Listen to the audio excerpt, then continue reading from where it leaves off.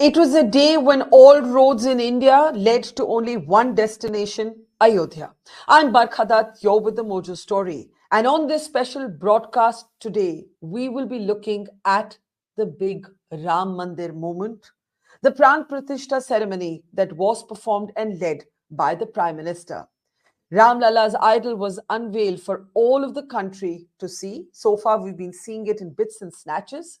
And along with RSS leader Mohan Bhagwat and Uttar Pradesh Chief Minister Yogi Adityanath, the Prime Minister and the Governor of UP, the Prime Minister led the ceremony. Later, addressing dignitaries and indeed addressing not just Indians, but I think a global audience, the Prime Minister underscored the essence of today. He said today was about moving India from Dev to Desh and Ram to Rashtra. He also thanked the Supreme Court for what he called Nyay ki laaj rakhna. And he also asked Lord Ram for forgiveness for the delay that it had taken to make this moment possible. Without naming anybody, remember the opposition had chosen to reject the Ram Mandir invite. He did poke fun at those who he said used to say कि अगर मंदिर बन जाएगा तो आग लग जाएगी राम आग नहीं ऊर्जा है. To talk about Modi, Mandir, and the message from Ayodhya, let's introduce our guests on the program today. I want to welcome everybody to the program. Rahul Dev, who's of course a veteran journalist and columnist, is with us. Namaskar, Rahulji. Good to see you. Ashwini Shahi, senior leader of the BJP from Uttar Pradesh, is with us. Namaskar, Ashwini ji, and good to see you as well. Neerja Chaudhary, senior journalist and editor, is with us as well. It's good to see you. Welcome all of you to the program, and we hope Zafar Sareshwala and Tehseen Poonawala will be with us in a short while as well. I want to actually start by playing the Prime Minister's comments. I think that will help us set the frame of this conversation. The Prime Minister made two important comments. One, he made it a point to thank the Supreme Court, because remember, this is something that has been enabled by the Supreme Court today. In fact, the Prime Minister said, Supreme Court ne न्याय की एक तरह से लाज रख ली. Listen it. Bharat के तो संविधान में उसकी पहली प्रति में भगवान राम विराजमान है.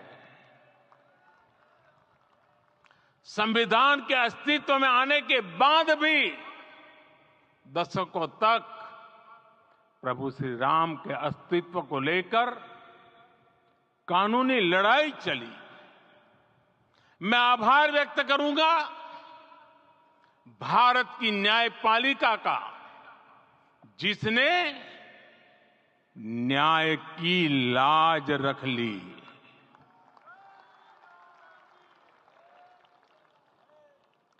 न्याय के पर्याय प्रभु राम का मंदिर भी न्यायबद्ध तरीके से ही बना. So the Prime Minister there talking about the role of the Supreme Court, but he also made it a point to poke one swipe without naming anybody at all those who had suggested कि अगर मंदिर बन जाएगा तो आग लग जाएगी. He said, Ram आग नहीं ऊर्जा है. Listen it. मैं आज प्रभु श्री राम से क्षमा याचना भी करता हूं. हमारे पुरुषार्थ, हमारे त्याग, तपस्या में कुछ तो कमी रह गई होगी कि हम इतनी सदियों तक ये कार्य कर नहीं पाए. आज वो कमी पूरी हुई है. वो भी एक समय था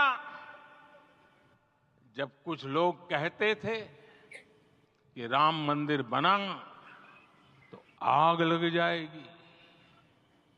ऐसे लोग भारत के सामाजिक भाव की पवित्रता को नहीं जान पाए. Let's get our conversation going. Tehseen Poonawalla is also joining the broadcast today.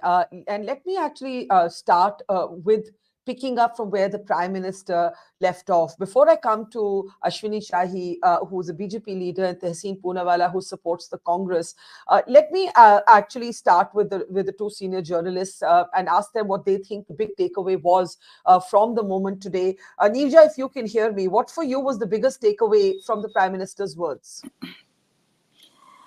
Barkha, I'm trying to absorb, what he said. It was a very powerful speech. And today's moment, I felt, forget the bloodshed after the Babri Masjid demolition, and then the Mandir judgment comes after that. Forget what the future is going to bring about the nitty-gritties of how, what, when he talks about Viksit Bharat and Ram Mandir being witness to that in the future. Today's moment is Narendra Modi's moment. It was a powerful speech, a lyrical speech, the choice of words, the sentiment that it contained. And the most powerful thing for me was Ram said, Rashtra or wo Chetna ka vikas. And he talked, as you said, about this is not fire, this is urja. He talked about not vivad nahi, samvad. He talked about samanvay. He talked about all the right things. That this urja, that the building of the temple, the rise of the temple is going to Right. I think what you really said well is that forget everything else. Today was really the Prime Minister's moment, and I want to take that to Rahul. Rahul, do you agree that it was a powerful speech? The day belonged to Modi. Of course, the context was Lord Ram. It marked the culmination of a decades-long sort of BJP-led movement, but politically, in both terms, in symbolic and real terms, the day belonged to Modi. What did you take from the Prime Minister's speech? Today's ceremony and the spectacle that we all saw, to me, symbolizes the, as it were, Singharohan of Modi, making him the lord of all his surveys. It was not so much about Ram, but as much about as Modi. His speech was very powerful, very energetic, very subtle, and thankfully bereft of negativity. He did leave very subtle messages, but we can discuss them and analyze them later. But it established him as the supreme uh, ruler and master of India at the moment. To me, the one of the most enduring images that will remain in my memory is the galaxy of Indian spiritual and religious leaders lined up, hands folded, just eager to say namaskara to Modi, to Prime Minister Modi. This has its own message. So, of course, he exhorted people to rise above all petty considerations and all pettiness, small things, and follow Ram's example, Ram's behavior and his values, the standards that he set for all of humanity. But above everything else, to me at least, this establishes Modi's um, unchallenged sway over the country, at least in the Hindu hearts that populate this nation. He did not have a word to say or a sentiment to share or an assurance to those who are not necessarily as uh, devoted to Ram as some of us, at least the Hindus, are. I was hoping that he would give a message that encompasses everyone, all denominations, all divisions, all kinds of sections, religious or otherwise. But I think I would stop here right now, and we can analyze it, his wider message, subtler message later. So you said, Rahul, that Prime Minister did not really address those who may not be Ram Bhakts. But and in a way, I think what he argued was that Ram is at the very essence of nation building. And hence Neerja's point about Dev se Desh and, Ram se Rashtra. But there was one very interesting comment, and I want to bring in Zafar Sareshwala, and then we'll come to the political conversation, where he spoke about how today is as much about Vijay as it is about Vinay. Vijay is victory. Vinay is decency. Be polite in this moment. Be modest. Be restrained. He did make that point, Zafar Bhai. What did you take from the Prime Minister's speech? He's somebody you've known for a long time. There is a lot of conversation about how, Indian Muslims might be looking at this moment. But what's significant is that most of the criticism of this moment has come from the political opposition and not from India's Muslim community. Zafar Bhai. Yeah. I was listening. I'm here in Riyadh. In fact, I was addressing the Indian Muslim diaspora yesterday, and I was also addressing today morning the Aligarh Old Boys Association. I'll come to that later on, and it is in the backdrop of what's happening in Ayodhya. But particularly what Mr. Modi said, 3-4 words are very important for me as a Muslim. Sorry, Zafar Bhai, I think you don't have the best network, so we let you get a fix on that, and let's bring in the politicians in the meantime. All right, let me bring in Ashwini Shahi ji as a first comment. Ashwini ji, बहुत आपको congratulations आज के दिन के लिए. मेरे ख्याल बहुत बड़ा दिन है, चाहे आपकी कोई भी राय हो, कोई भी राजनीति हो, कोई भी political party की आप हो. It is a very significant chapter in India's contemporary history. What for you was the big message, Ashwini ji? बरखा जी, यहाँ पर बैठे हुए सभी को शुभकामनाएं. राम आए हैं, आज राम का अवतरण हुआ है, और इस हिंदुस्तान का रहने वाला हर सनातनी ही नहीं, हर व्यक्ति आज प्रसन्न है इस लंबे संघर्ष के बाद, क्योंकि इसके पीछे 2-3 चीजें हैं. कोई ऐसा काम नहीं देखा गया है जो 500 वर्षों का संघर्ष, और कहीं भी इसमें कोई भारत के संविधान को कहीं चोट नहीं पहुंचाया गया. लीगल तरीके से ये काम हुआ, फैसला आया, लीगल तरीके से ट्रस्ट बना और मंदिर बना. राम का आज जो है वहां पर प्राण प्रतिष्ठा हो गई. तो इससे बड़ा उदाहरण कोई नहीं मिल सकता है. जो माननीय प्रधानमंत्री जी ने कहा, राम प्रवाह हैं, राम प्रताप हैं, राम का रामत्व आज उनकी जो उसमें दिखा. आज एक संत का भाषण था, आज एक प्रधानमंत्री का भाषण नहीं था.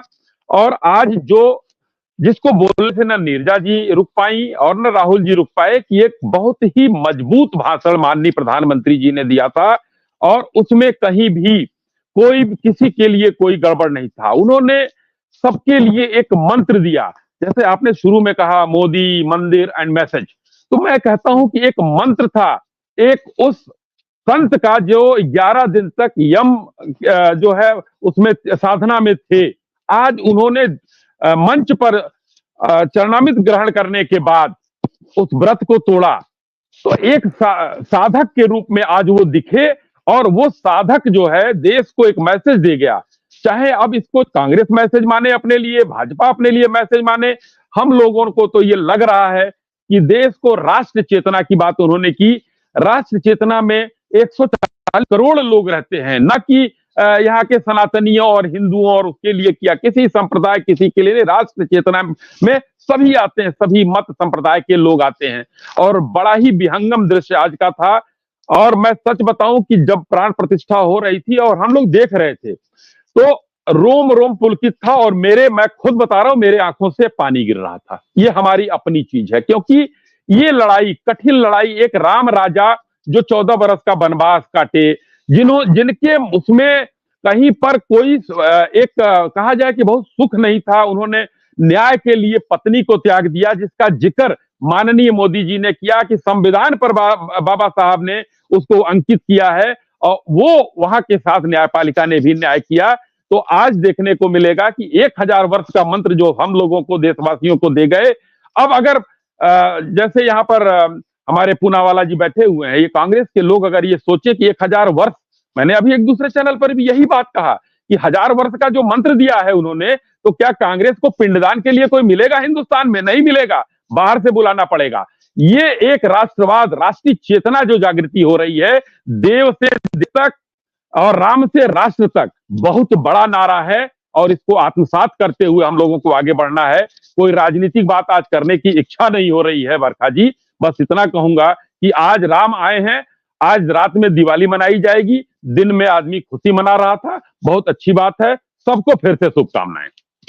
आपको भी शुभकामनाएं और तहसीन भी आपको शुभकामनाएं दे रहे हैं। तहसीन, you have not been in support of the position that your party took, but I think in a way, as Neerja said, as Rahul said, as Zafar Bhai was about to say and got cut off, the Prime Minister's it was one of his most controlled. It was powerful, but he was absolutely in control of every word he had chosen.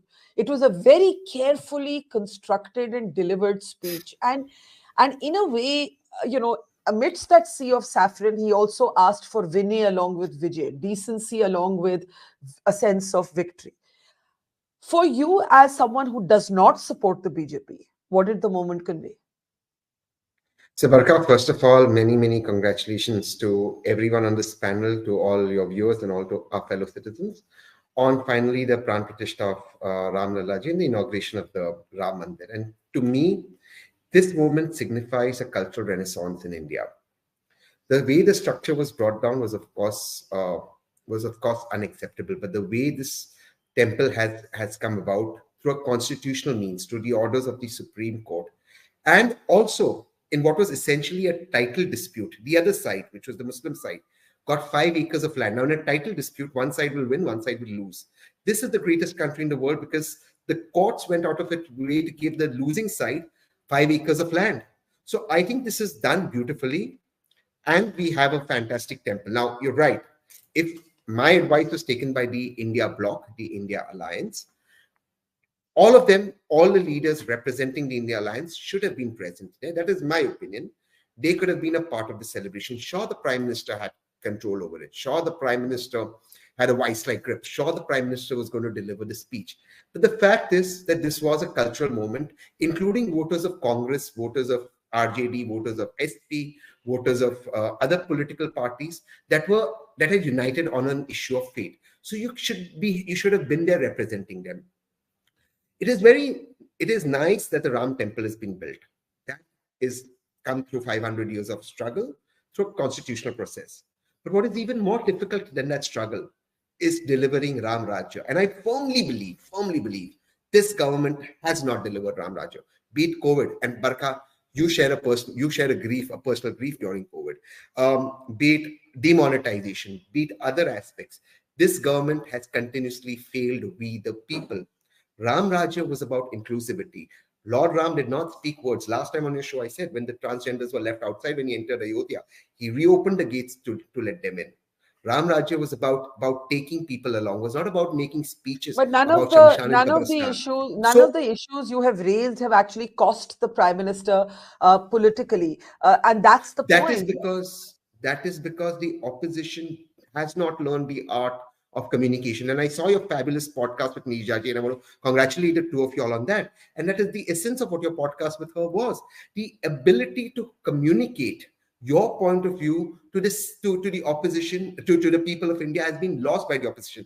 That's a separate debate. Let me just give you an example. And I tweeted this out of some sort of frustration, some sort of laughter and irony yesterday. When the entire nation yesterday, and if you see your social media feed, it's all about Ramji, Ramlalla, the Pran Pratishtha. You had Sitaram Yechuri ji saying Lenin and Lal Salam, and he was paying tributes to Lenin. Yeah. So you see that there is at some point some part of the opposition has lost what it takes to connect. Now, I am not saying the BJP is right. I am just saying the BJP manifesto said they'll remove 370, right? They said they will build a Ram temple. Today, they did it. You got to accept it that they did it. You can agree. I'll come to the opposition in a moment. You've made the two big points. It doesn't have the language of communication. It's not able to pick up the main issues. It's lurching towards the left. What is Sitaram Yechuri doing with Lal Salam at a moment like this?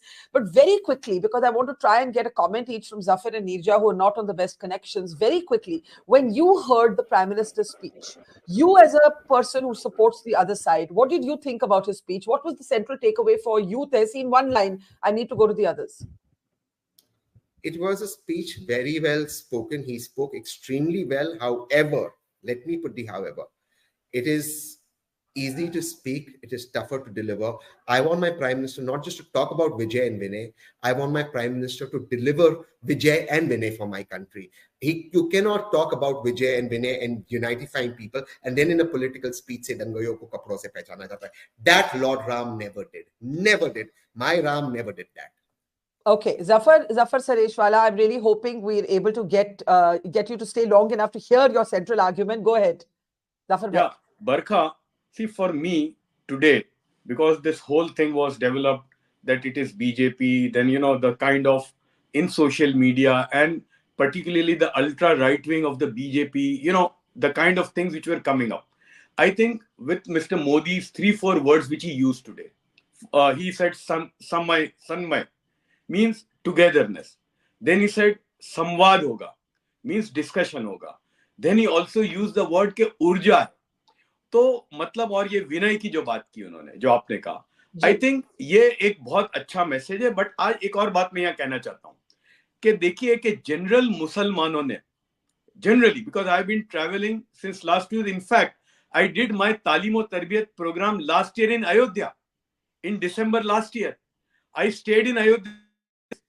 So Muslims generally in the country, except people who have some political ideology, the general Muslims of the country have absolutely no problem with Pran Pratishtha, the building of Ram temple or development of Ayodhya. In fact, when I was there in Ayodhya, Barkha, and mind well, in Ayodhya there are 12 mosques and there is a sizable Muslim population. And they said कि अगर ये राम मंदिर बनता है, भव्य राम मंदिर बनता है, airport आएगा यहाँ पर, रेलवे की लाइन आएगी, होटलें बनेंगी और पूरी जो खुशहाली होगी ये पूरे एरिया में, तो उसका फायदा हमको होगा. और आज जो हुआ तो उसमें रिक्शा वाले हैं, टैक्सी वाले हैं, होटल वाले हैं, रेस्टोरेंट वाले हैं, तो मुसलमान भी हैं. तो मैं समझता हूं, I take it this way and larger Muslims of Ayodhya and that region, they take it this way कि ये आने वाले दिनों में Ayodhya, it will become a large tourist, religious tourist destination. और उसका जो पॉलिटिकल नहीं, उसका जो इकोनॉमिक डिविडेंड है वो एक होगा. और आई थिंक मोदी साहब ने आज अपनी स्पीच पे बहुत सारा मैसेज अपने लोगों को भी दे दिया है. तो मैं समझता हूं कि ये अच्छा ही होगा. और सबसे बड़ी बात, देखिए मुसलमानों को प्रॉब्लम तब तक था जब तक ये सुप्रीम कोर्ट में था. जिस दिन सुप्रीम कोर्ट ने ये फैसला, उसके बाद मुसलमानों ने कहा कि ठीक है, this is exactly what people were telling me here in Riyadh. I met lot of people, they were saying कि जफर भाई, अब जब सुप्रीम कोर्ट ने फैसला कर दिया है, राम मंदिर बन रहा है. और एक और बात कही लोगों ने कि भाई अगर ये प्राण प्रतिष्ठा में वो नरेंद्र मोदी को नहीं बुलावें तो क्या हसीना वाजेद को बुलाएंगे या इमरान खान को बुलाएंगे? जाहिर है इस मुल्क का जो वजीर आजम है वही आएगा. तो लार्जर देन लाइफ तो मोदी है. अच्छा, उनकी पूरी जिंदगी निकली है ये हासिल करने में. तो मेरे हिसाब से मुसलमानों को इससे कोई प्रॉब्लम नहीं है. ये प्रॉब्लम अगर कांग्रेस पार्टी का हो या लेफ्ट पार्टी का हो, वो लड़े और मुसलमानों को फायरिंग रेंज में ना लाए. मुसलमानों को फायरिंग रेंज में ना लाए. I want to come to Neerja and Ashwini ji. Tehseen, you had your hand up. Tehseen? Just a quick question. I agree with most of what Zafar Bhai said. In fact, I spent a lot of time in Ayodhya last year and year before last. But just the one point, while the Prime Minister, of course, would be there, in my opinion, as a layman or as an Indian, I would have hoped in this cultural renaissance, a judgment given by my Supreme Court, my president would be there. Because the president sits on top of the Constitution. So I was hoping that my president would be there. That I think. Well, the president was invited. The president was invited. The president wrote an open letter to the Prime Minister. Yeah, but I was hoping. Yeah, and we know the politics, and this is not the moment for politics, as Ashwini Bhai said. But I was hoping the president, that would have been a very significant. Okay, Zafar Bhai, hold on to your thoughts. Zafar Bhai, 1 minute. Neerja, before we lose you again, do make your central point. You said that it was a very, very powerful speech, and you said that the day belonged to the Prime Minister. Go ahead and add your point, and then I'll come to Ashwini ji and Rahul Dev. No, what I was trying to say that it was a Mandir moment today on 22nd January, but it was also a Modi moment, and the two are intertwined.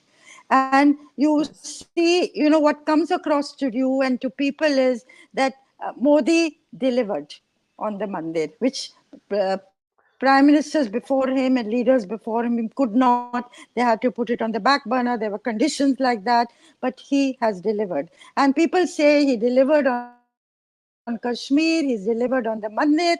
So the Modi guarantee that he talks about, even in the South, he got his workers to say that please emphasize this. Modi guarantee acquires a new potency, I think, for the future. So it's not only the building of the temple per se, which the Vishwa Hindu Parishad, the RSS, and the BJP since its Palampur resolution in 1989 has been hoping to achieve and struggling to achieve. He pitched it beyond the construction of the temple. Ab aage kya? Ab aage India ka culture, India ki values, India ki pride, so nationalism getting a new face. And I Yeah. think this is going to be a major vote getter for him in 2024. या अश्विनी जी, आपने कहा कि आज राजनीति की बात ही नहीं करते, लेकिन जैसे कि नीरजा जी ने कहा कि politics can't be separated from this.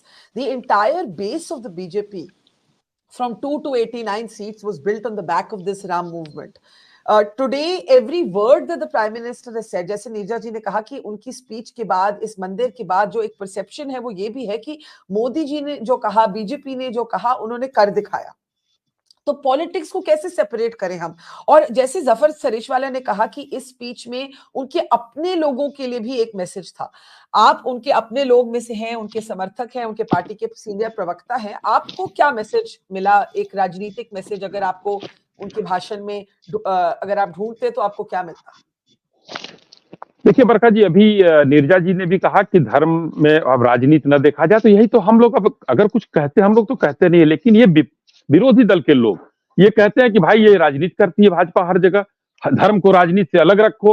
और आज नीरजा जी ने भी यही कह दिया कि इसको अलग नहीं कर सकते. तहसीन भाई ने मतलब एक एक कराया कि भाजपा ने 370 कहा था, राम मंदिर कहा था, उन्होंने किया. तो जो हम ये डिलीवरी कर रहे हैं तहसीन भाई. दूसरी बात जो आप कहना चाह रहे थे, मैं अभी बताता हूं. उत्तर प्रदेश की मैं बात करता हूं. 32 करोड़ टूरिस्ट उत्तर प्रदेश में आए थे, जो एक रिकॉर्ड है. ये एक जो है सांस्कृतिक राष्ट्रवाद को जो बढ़ावा मिल रहा है, वो यहाँ पर धार्मिक टूरिज्म को बढ़ावा मिल रहा है. गोवा जो लोग जाते थे उससे बहुत ज्यादा लोग, 50 लाख लोग सिर्फ और सिर्फ, अभी मंदिर नहीं बना था तो अयोध्या आए थे. 5 लाख की संख्या हुआ करती थी कुछ दिन पहले तक. तो अब आप बताइए, उससे मिलते जुलते आज कितने लोगों ने वहां पर 5 स्टार होटल की, 7 स्टार होटल की जमीन खरीदी है, कितने जगह के दूतावास बन रहे हैं. जो टैक्सी, ठेला, फूल बेचने वाले, एक आज उसको आप एक स्मार्ट सिटी के रूप में देख सकते हैं कि हमको तो लगता है कि हिंदुस्तान की पहली सिटी होगी जो सोलर सिटी के नाम से जानी जाएगी. तो ये सब बदलाव है और इससे रोजगार भी मिलता है, विकास भी होता है, और इससे एक राम की जो भावना थी, जो हम लड़ाई लड़ रहे थे, उस पर विजय तो मिली ही मिली. तो राम ने एक न्याय किया. अब आता हूं मैं दूसरी बात पर जो आपने कहा बरखा जी. देखिए, हम लोगों को जो मैसेज दिया माननीय प्रधानमंत्री जी ने, मैसेज बहुत बड़ा था. 1000 साल का विजन देने वाले, अभी तो 50 साल का दे रहे थे. 10 साल में जब विरोधियों के नाक में दम कर दिया इन्होंने, स्थिति खराब हो गई. कोई लाल सलाम बोल रहा है, कोई कह रहा है कि हमको मंदिर नहीं जाने दिया जा रहा है. भाई क्या करने मंदिर जा रहे हो? तुम ही वक्तव्य देते थे भाई कि लड़की छेड़ने हिंदू मंदिर जाते हैं, आज कह रहे हैं मंदिर नहीं जाने दिया जा रहा है. तो ये बातें करते हुए हम ये कहेंगे कि हमको 1000 साल का विजन दिया, हमारी पार्टी को विजन दिया, सनातनियों को विजन दिया कि अब राम को ऊर्जा के रूप में आप प्रयोग करिए. कहीं पर राम जो है, एक विनय की बात भी आ रही थी. तो विनय की बात जब हम लोग करते हैं या कोई भी करता है, तो याद करना चाहिए, समुद्र के समय भी विनय न मानस जलध जड़, गए 3 दिन बीत, बोले राम सकोप सब, भयबिन हो न प्रीत. तो आज जो स्थिति है, विनय तो हमारे आगे है ही है, लेकिन उसके आगे हमको अगर राजनीति करनी है तो एक सामंजस्य स्थापित करना होगा.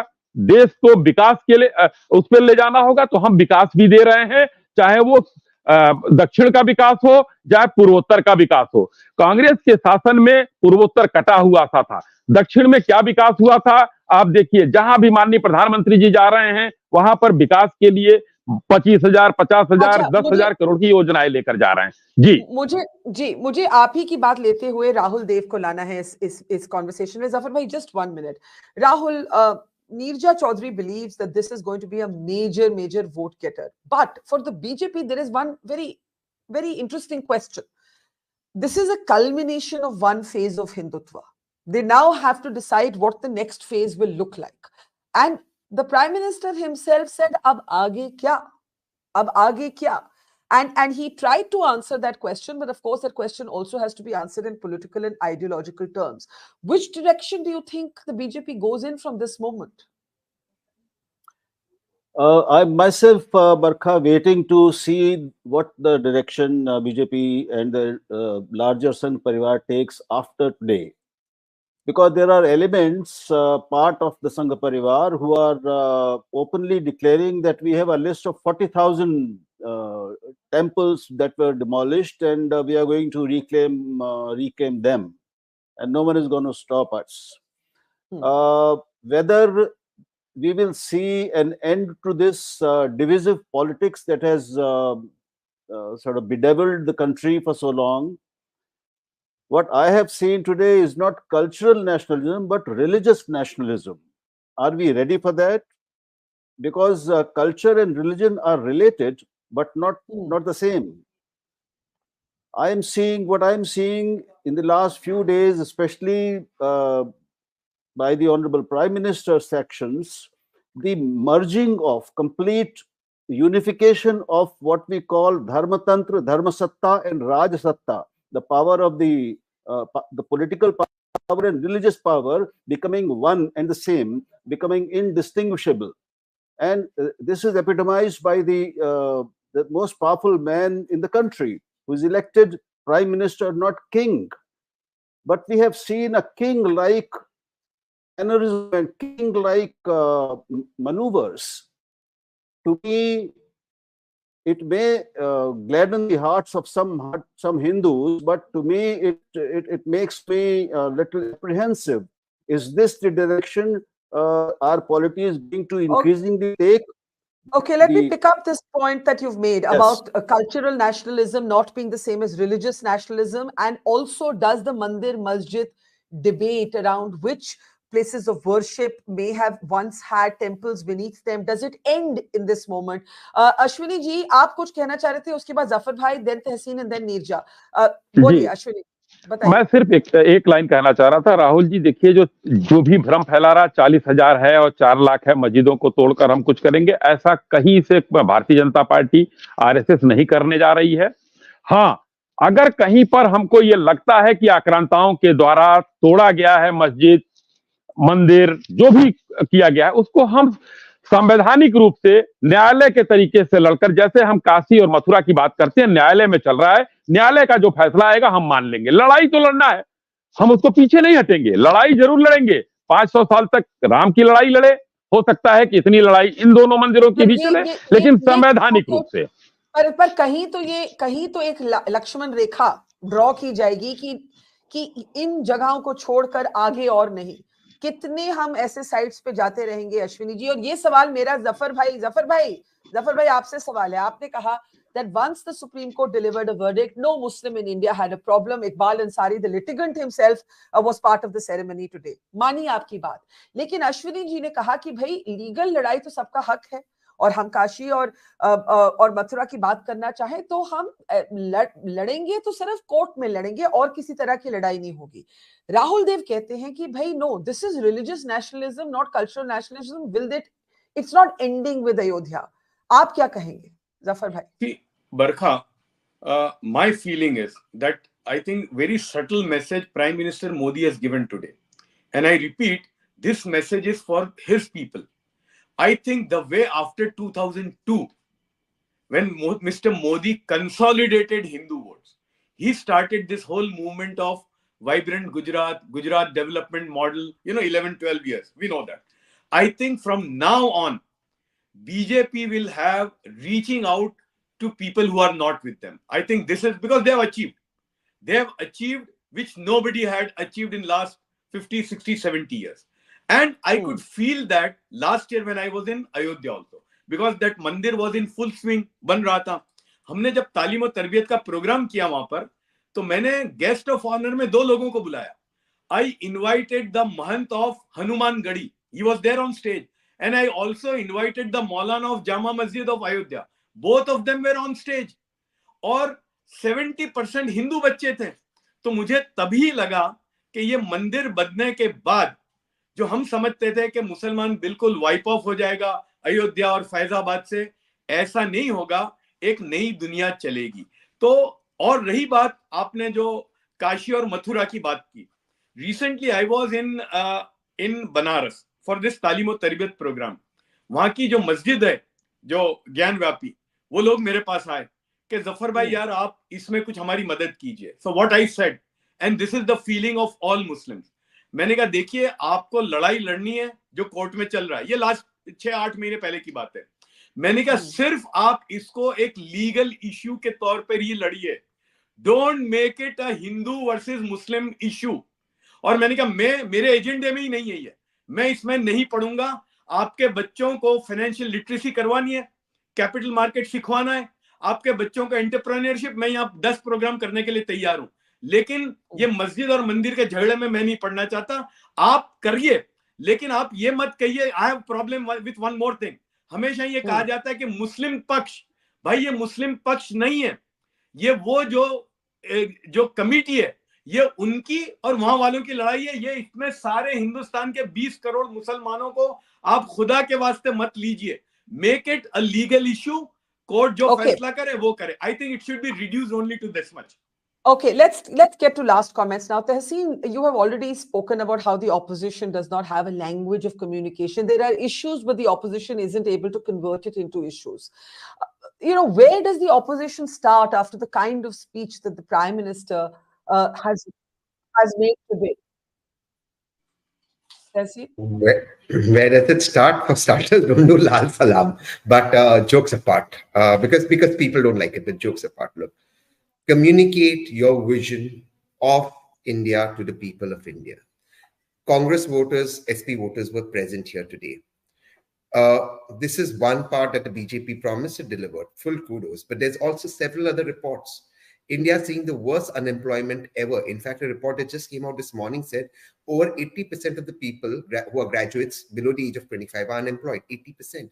India's debt to GDP is 100% the IMF wants. There's so many issues that can be taken up, articulated, but it can't just be those issues. There have to be solutions on how they plan to tackle it.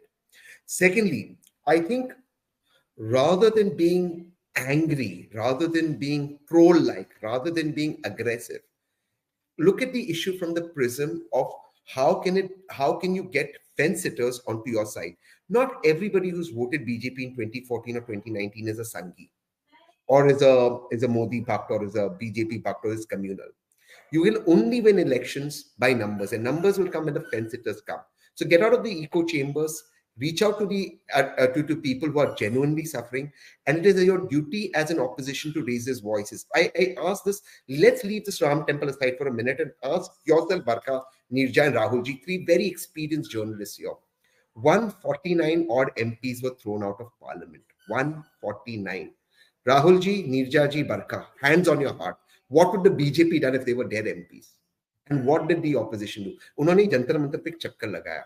This is not how you're going to fight. So breathe air. It's one thing to talk about issues and be angry in a bus or in a Twitter or in a Delhi circuit. Bring out the people's issues on the forefront, articulate them and bring solutions. People still want to change. I strongly believe it. It does not mean the BJP is on. I'm not saying the BJP is way ahead. You don't give up a fight right till the end.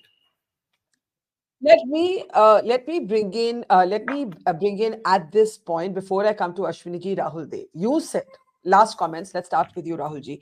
You said, is the country really ready for, religious nationalism as opposed to cultural nationalism?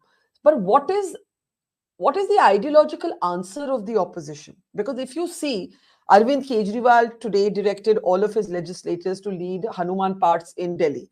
You have the Himachal chief minister, a Congress chief minister, declaring a full day holiday. You have Uddhav Thackeray talking about his 1 crore contribution to the Mandir in his personal capacity. You have Udaynidi's talent today pulling the alliance in a completely opposite direction, to the extent that the Supreme Court today said it's atrocious that Tamil Nadu tried to block the live stream of this. So opposition की ideology अलग कैसे है? क्योंकि और अगर अलग है तो वो क्या है? वो ideology क्या है? Nobody seems to know that. For me? Yes, Rahul, for you.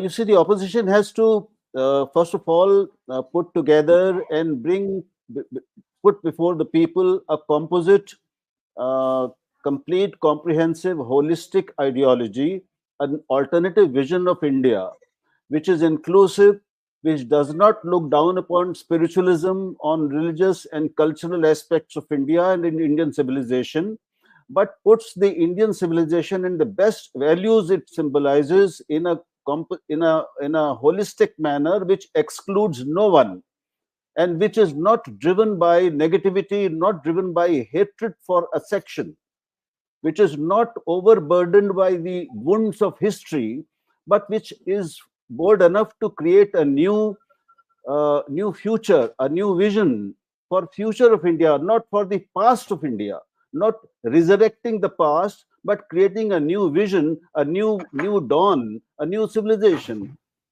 That is the sort of message I look forward, and I look forward to receiving from anyone, whether from BJP or from opposition. But this is the vision India needs.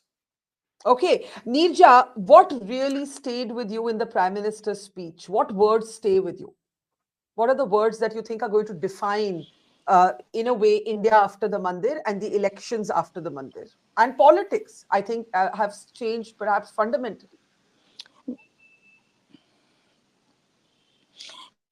Barkha, hearing my co-panelists also, of course, many people will worry that the Prime Minister, by doing the Pran Pratishtha, they would have liked the Prime Minister to have been the first devotee of India at that Ram temple rather than do the Pran Pratishtha, because he came across and he had no problem with this. He stated overtly, I am a Hindu Prime Minister.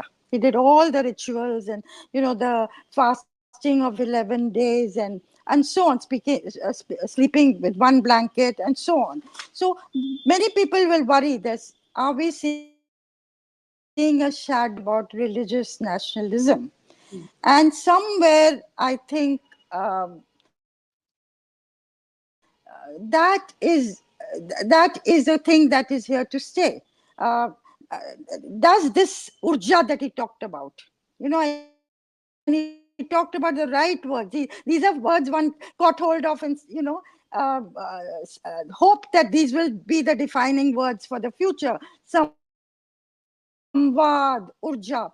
Will this urja that has been generated, and there's no doubt about it as I traveled around, particularly amongst the young people, will this be used for divisive politics, or will this be used for reconciling communities, for reconstruction of India, the future of India that he's laid out, where, not just for now 25, 50 years, he's talking about 1,000 years that we have to look ahead at. It's a vision that he's laying out, but will it be based on divisive politics, or will, in his third term, if he gets there, go Yeah, I think that's the question, right? That the words that inclusive politics, which many people are hoping he will. Zafar Sureshwala, you believe that's going to happen. I'll come to Ashwini Shahi in a moment on Neerja's question. Why couldn't the Prime Minister go as the devotee? Why did he actually have to perform the Pran Pratishtha? But Zafar Sureshwala, you believe that the Prime Minister is now going to reach out to communities that have so far remained alienated by the BJP. The largest among them, of course, is Muslims. There is an outreach happening with Pasmanda Muslims. Do you believe that it will be followed up, or do you believe that the BJP, in its invincibility, will say जरूरत क्या है? Zafar Sureshwala? No. बात जरूरत की नहीं है. See, Mr. Modi had told me 2012 के election के टाइम पे भी और 2014 में भी एक बात कही थी कि बोले मेरी सियासत में मुसलमान आते ही नहीं है, यानी मेरे को जीतने में मेरे को मुसलमानों के वोट की जरूरत नहीं है. यहां भी 2014 के टाइम पे भी. लेकिन क्या इतना बड़ा तबका मुझसे नफरत कर रहा हो, तो ये नहीं हो सकता. तो ही मुस्लिम्स की वोट की तो बात ही नहीं है यहाँ पर. He doesn't need. But because, see, I'm here in Saudi Arabia since last 2 days. I was in UAE. I have never seen the kind of relationship which India had with the Arab world. It was never before. I mean, people are talking here on the street, in the government. So Mr. Modi cannot lose this momentum.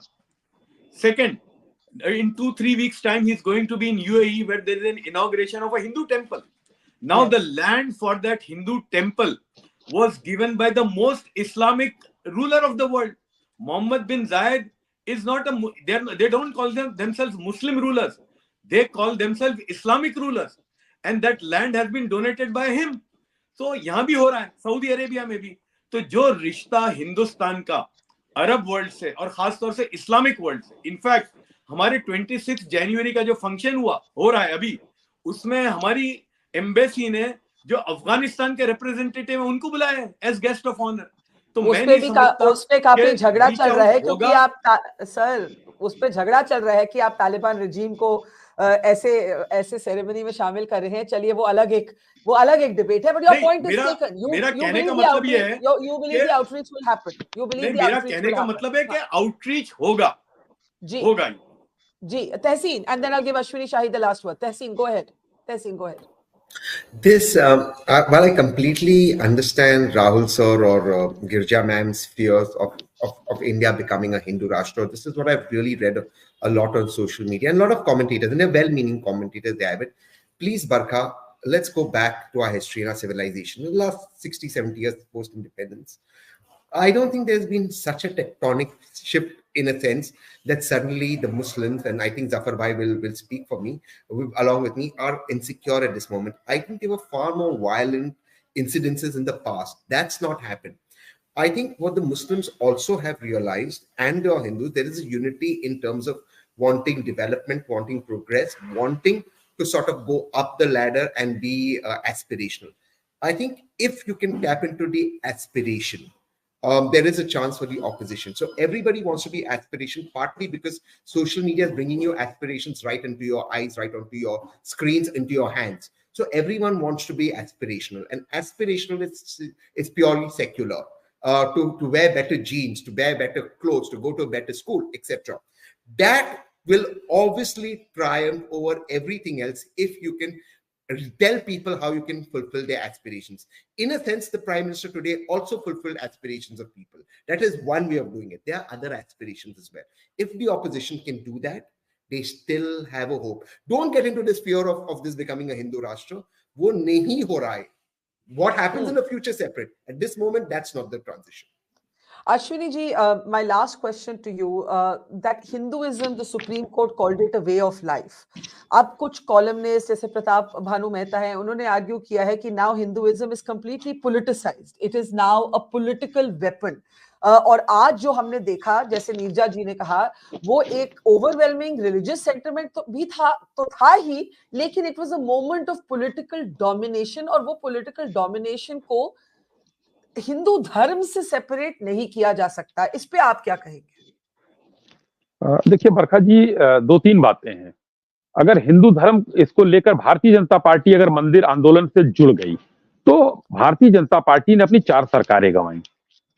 हर आदमी कहता है राजीव गांधी जी ने ताला खुलवाया, भले ही district जज के आदेश से हुआ था. तो क्या कांग्रेस के पास भी तो वो समय था उनके पास, बट उन्होंने इस चीज को नहीं किया.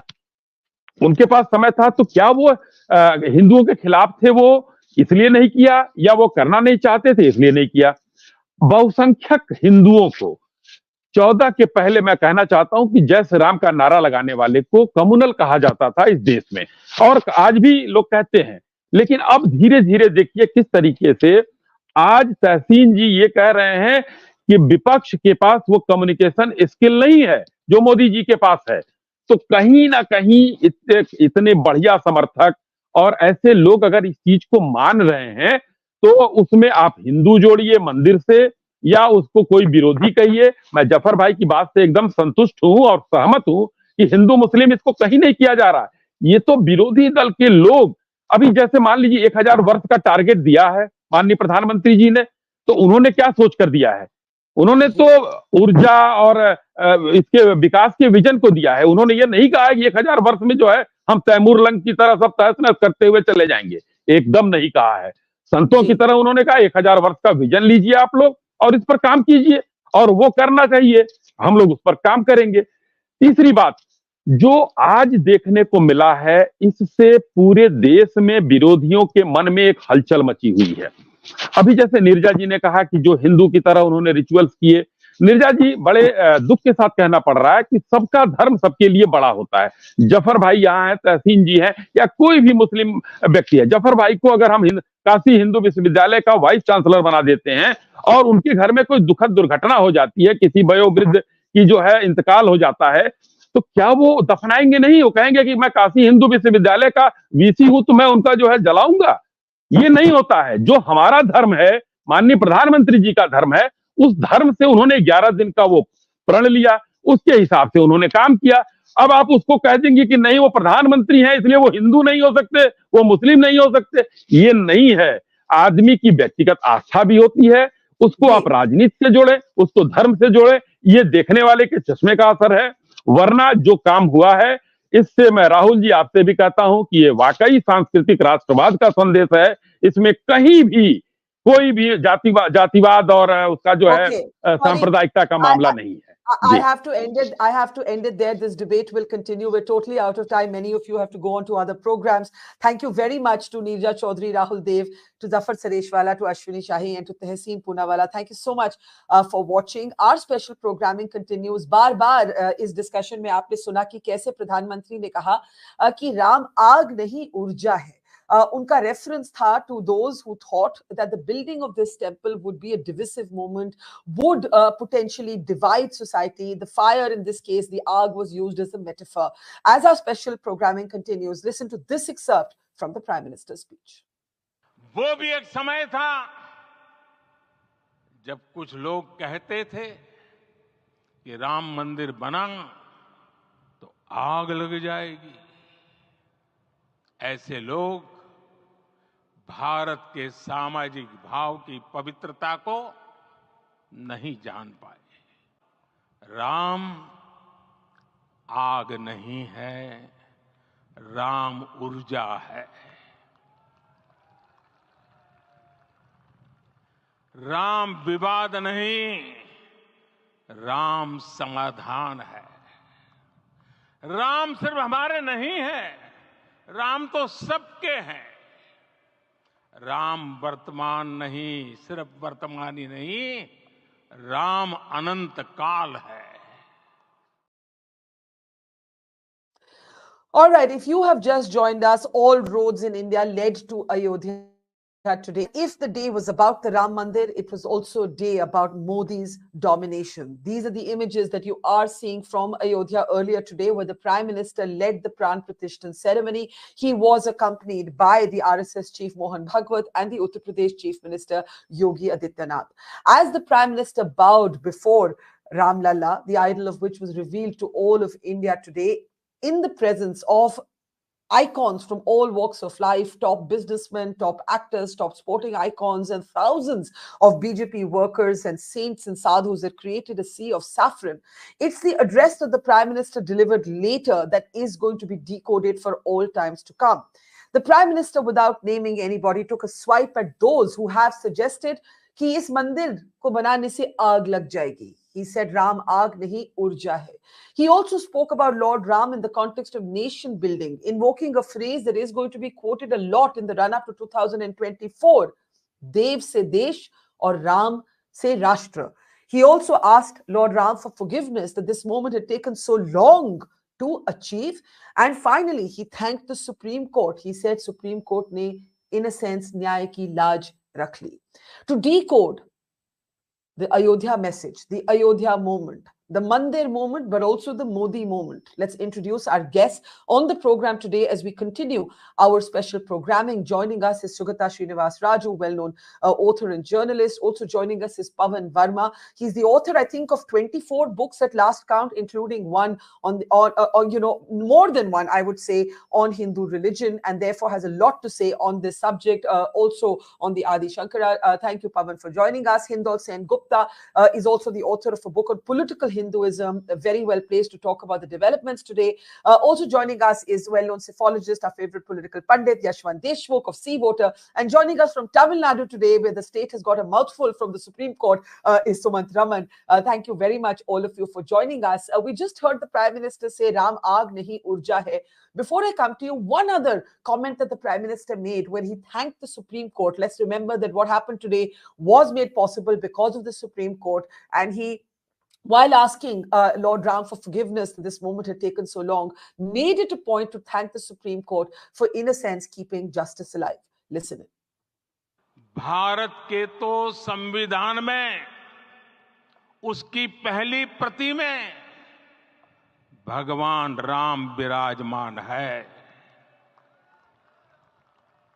संविधान के अस्तित्व में आने के बाद भी दशकों तक प्रभु श्री राम के अस्तित्व को लेकर कानूनी लड़ाई चली। मैं आभार व्यक्त करूंगा भारत की न्यायपालिका का, जिसने न्याय की लाज रख ली।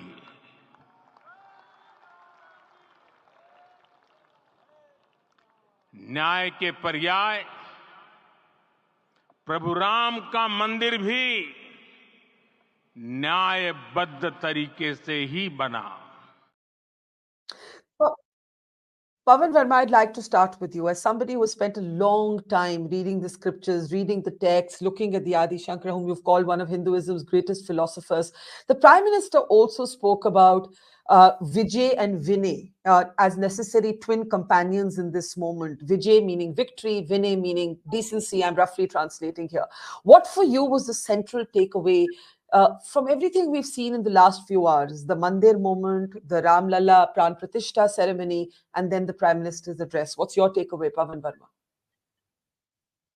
I must confess it's more than one thing. First of all, I did feel a great moment of emotional resonance when the Pran Pratishtha took place. I am a Hindu. I've written a book on Tulsidas's Ramcharitmanas. And the fact that this particular temple was built in a Maryadit way, not like on the earlier occasion when law was taken into its own hand and a masjid was demolished. The fact that it was built as a consequence of a Supreme Court judgment gave me solace. And finally seeing the Pran Pratishtha and Sri Ram ensconced in a temple from a tent was a matter of emotional fulfillment for me. Having said that, in today's event, what struck me most was the speech by RSS chief Mohan Bhagwat. He said several things, of which I thought the most important was his stress on Samanvay.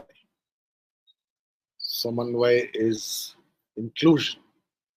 Yeah. I think it was a timely message. He spoke of Karuna, of compassion, as symbolic of Sri Ram.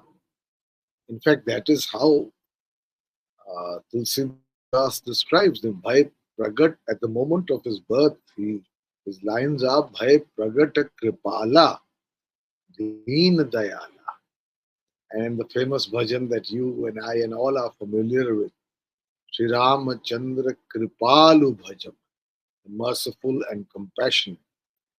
Then he spoke of Anushas, and I Hmm. think that's important in a country where very often in the realm of religion uh, there is willful violation of the law uh, on both sides of the spectrum, but increasingly in a new swagger that has been acquired by some of the lumpen elements empowered in the last 10 years.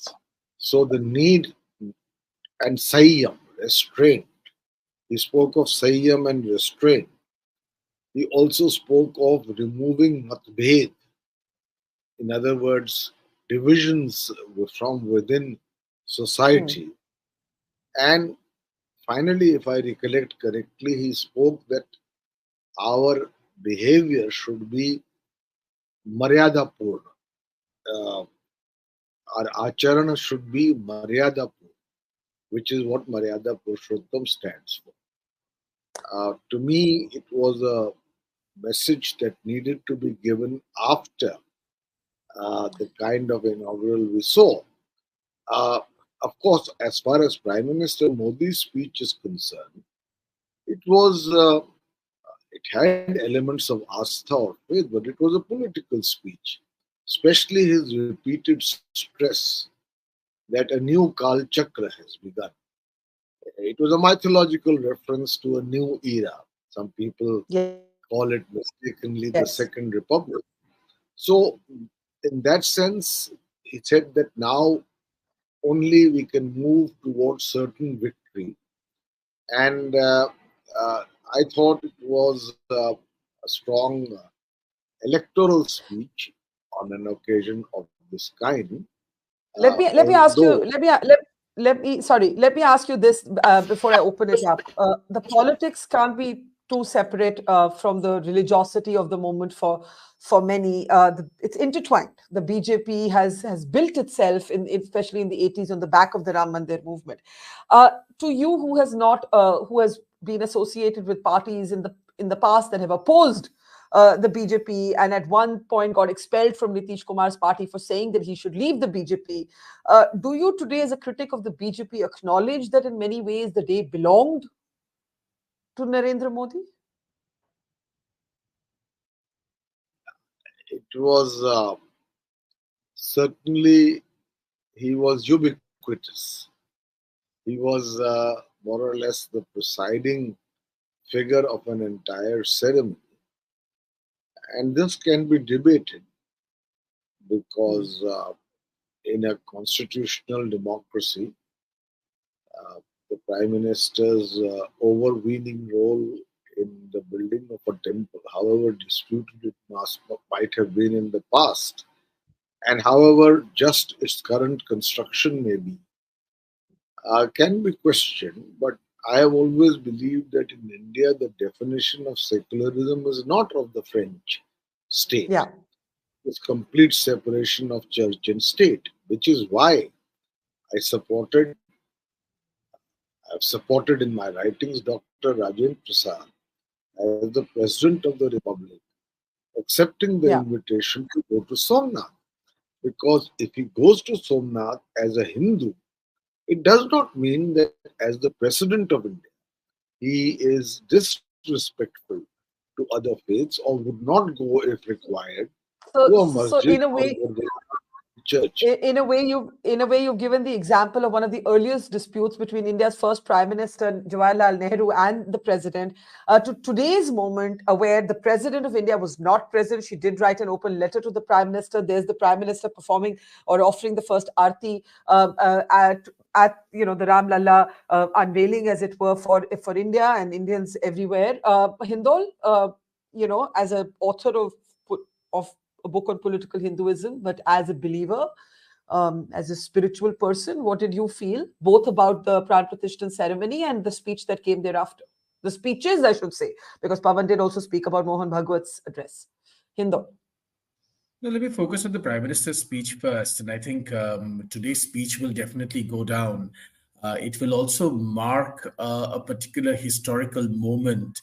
It will mark a moment, when India transitioned into becoming fully a civilizational state.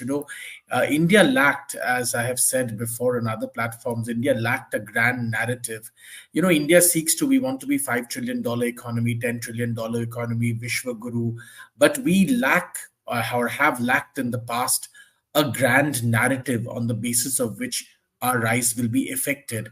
That grand narrative could never be that, oh, we are a very diverse country. That means nothing. Lots of countries around the world are very diverse.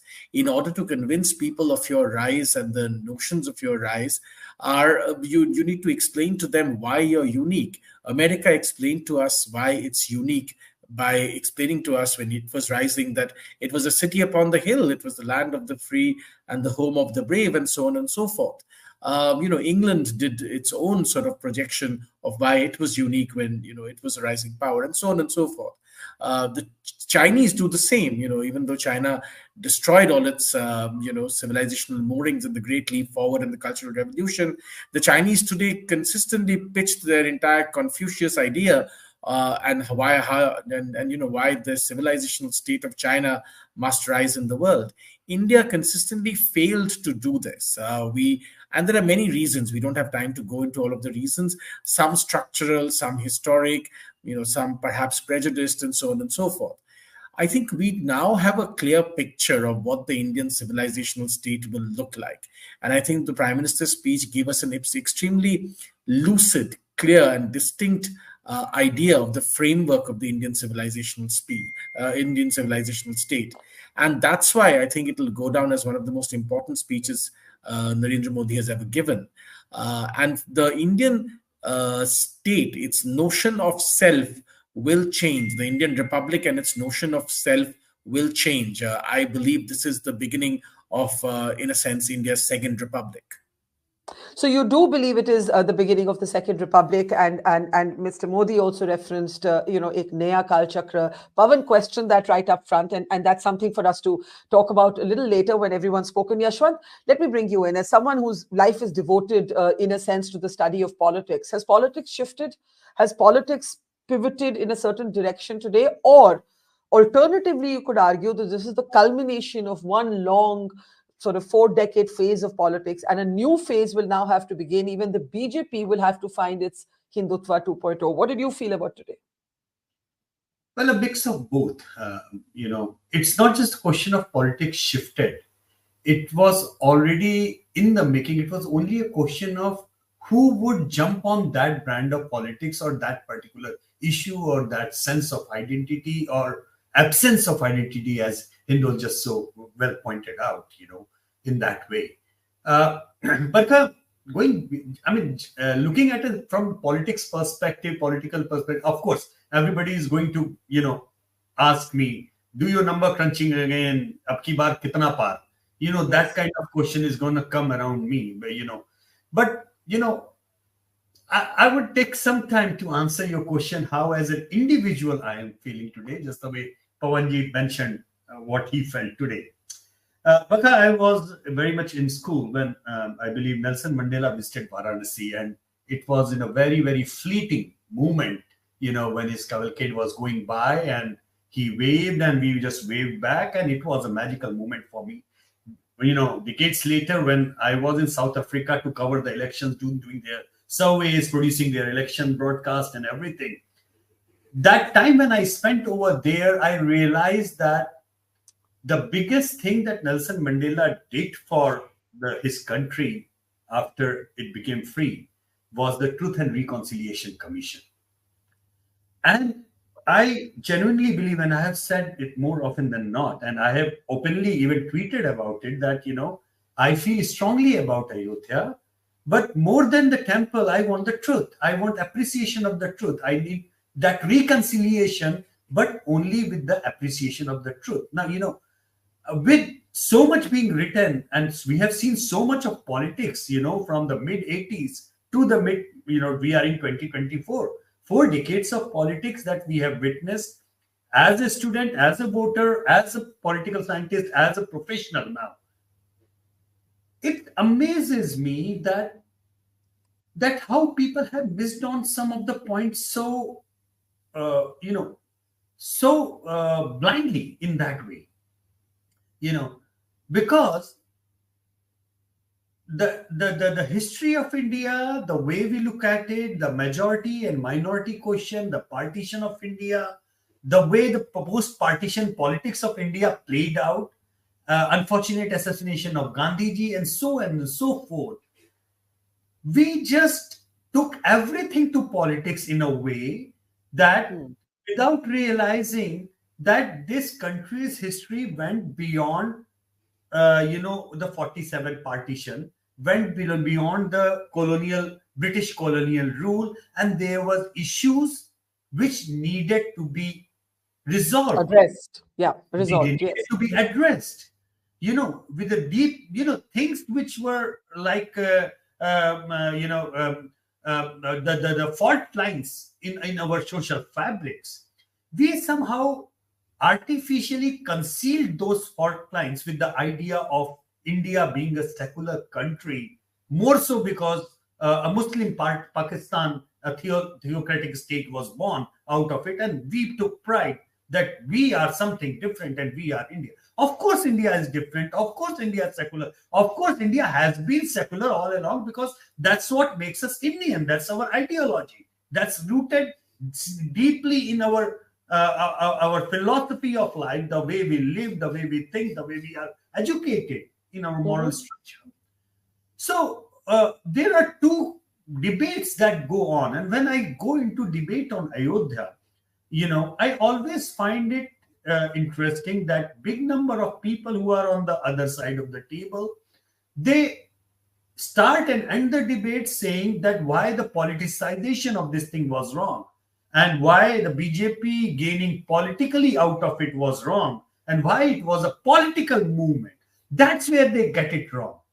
It is not a political movement, Barkha. It was never a political movement. It was never a political movement.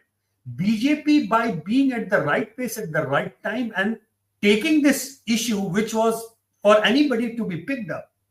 But today, would you say? I think Hindol has also made this point earlier that this is not this is not a fight that goes back to 1947. It goes back at least 500 years. Hindol has made this point repeatedly. But today, would you say? And then I do have to quickly go to Shugata and Sumant before we come for another round to the panel. So, Yashwant, briefly, today, would you agree that it is intertwined? It is intertwined. It is embedded. It is hardwired into the BJP's politics. Of course, yes. Goes without saying. Of course, yes. And politics of this country has, Barkha, changed forever. As I've said on your program earlier, that you can win elections in India being pro-Muslim, but you cannot win an election in India anymore with an identity of anti-Hindu.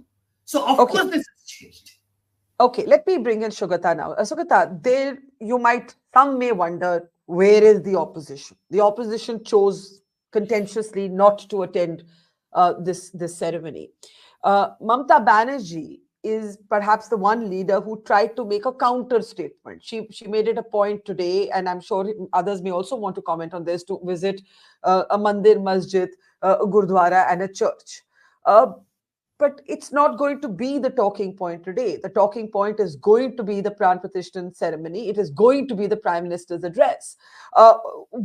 Yashwant, Pawan, Hindol may disagree on nuances, but I think they all agree on one thing. Politics has permanently changed. And, there is going to be a new idiom of politics now. What might it be going forward? And clearly the opposition doesn't understand it. Kejriwal has led his own Hanuman parts across Delhi. Himachal Pradesh's Congress chief minister has declared a full day chutti.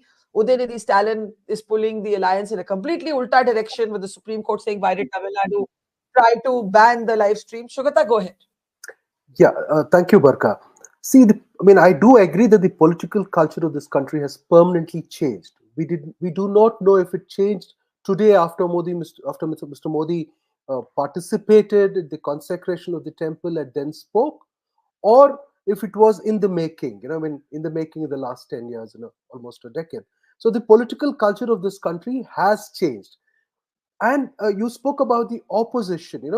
The one thing that I've noticed is every leader of the opposition, including the people in the Congress, have contributed, although they have boycotted the ceremony, they have contributed to the universalization of Ram.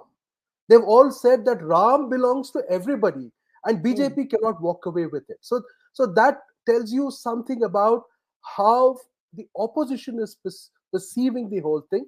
The political culture of this country has changed. But the very significant thing that I sort of perceived today when Mr. Modi was speaking and others were speaking, although I personally feel that it should not have been an occasion for speeches because the symbolism and the spectacle itself was so great that it did not require speeches. The dots had been connected.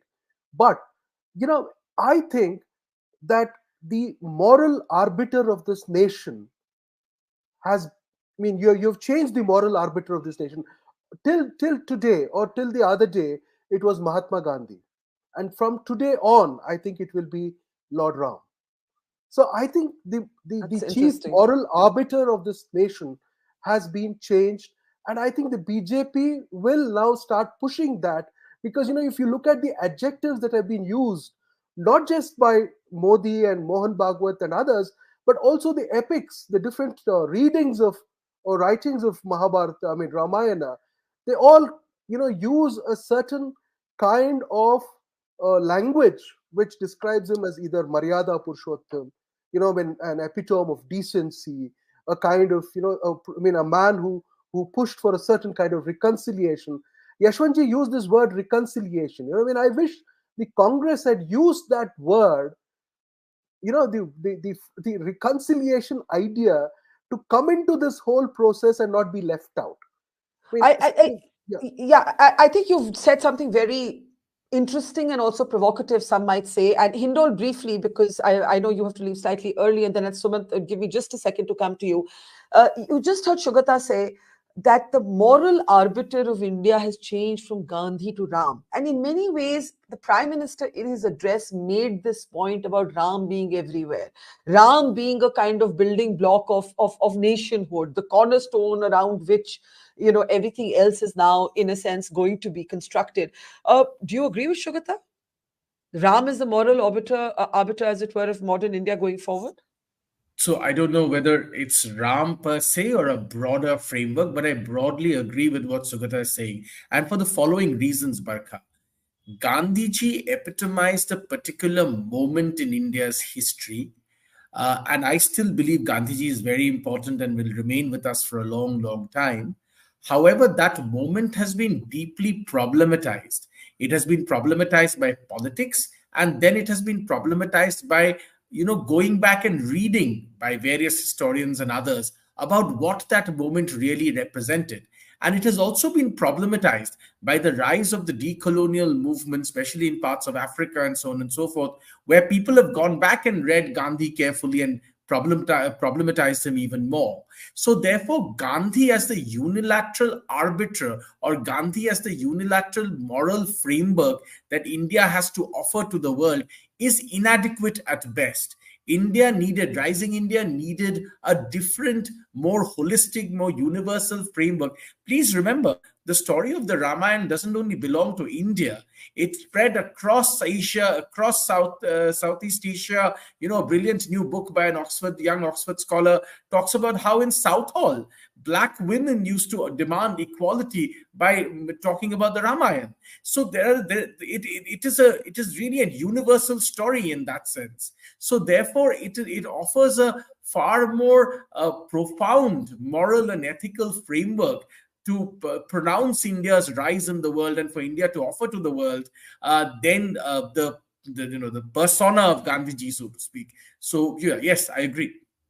Okay, Hindol, we're going to let you go. I want to bring in Sumant. Thanks, Hindol. I want to bring in Sumant Raman now. One of the arguments that is made is about this being a North-centric phenomena.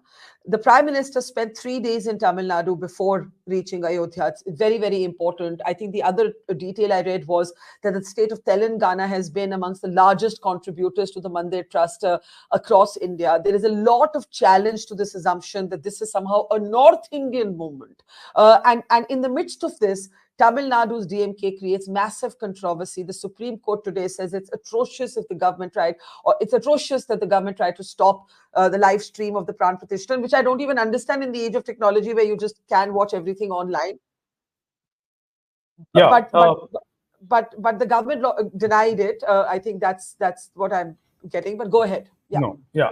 Barkha, first of all, South India, after the ceremony, the feedback that I've got, the idol, of Lord Ram installed at the Mandir, it has a distinct South Indian feel. So I think that has gone down quite well in South India. Yeah. People from, I've spoken to people from Karnataka, people from Telangana in the last couple of hours, and the unanimous, opinion was, yes, it looks, the idol of Lord Ram looks distinctly South Indian, and we can relate to it. So I expect a lot of people from the South would be making that trip to Ayodhya. Now, the point, there are two things. I know that, Hindol is not on the show, but the question of this, the birth of the new republic, the new civilizational dawn of a new civilization, and so on. See, I'm still a little confused. Pardon me, but this whole thing seems very fuzzy. What are we trying to say? Is the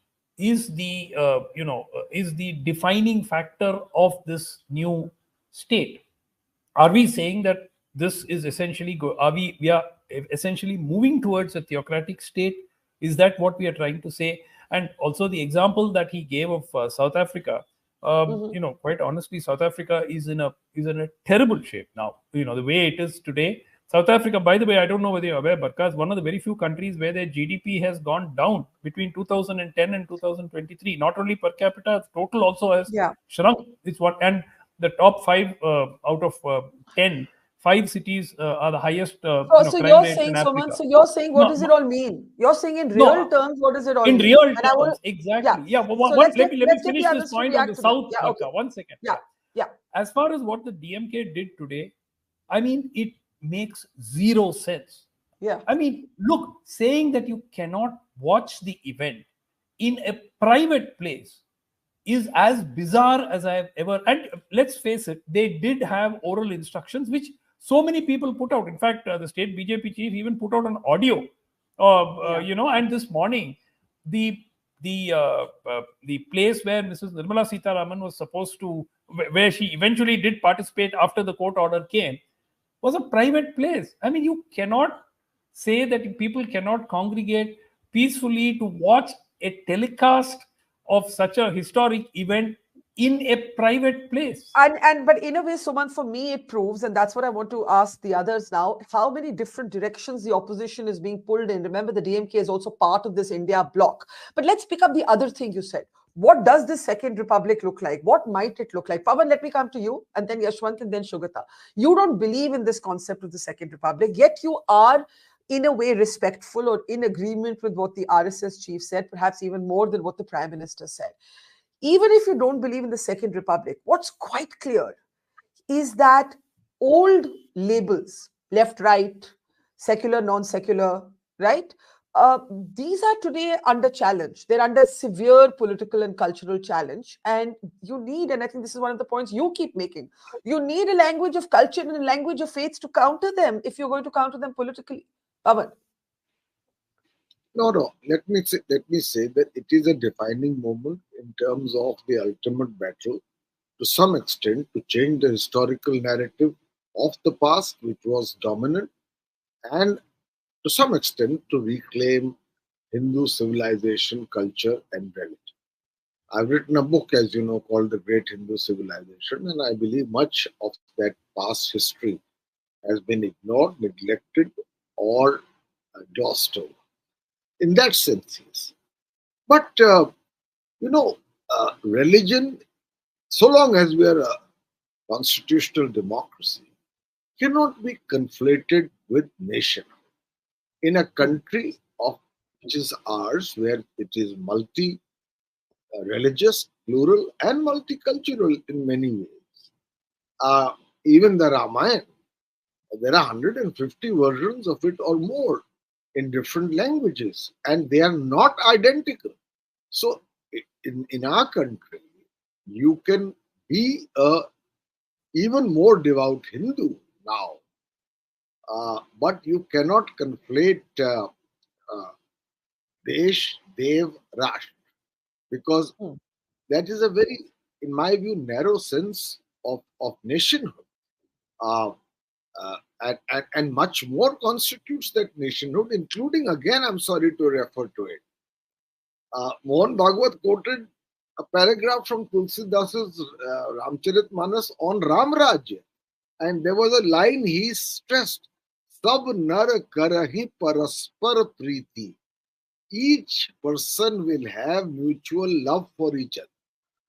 Now, if you conflate the building of temple of one denomination, however delayed, however just, to the nation itself, there is both a sense of vindication and a very strong sense of exclusion. That is what I think Mr. Bhagwat, belonging to the RSS and thinking long term, I suppose, for his goals, was trying to balance. And I think whether he is the right person to do it or not, that is important.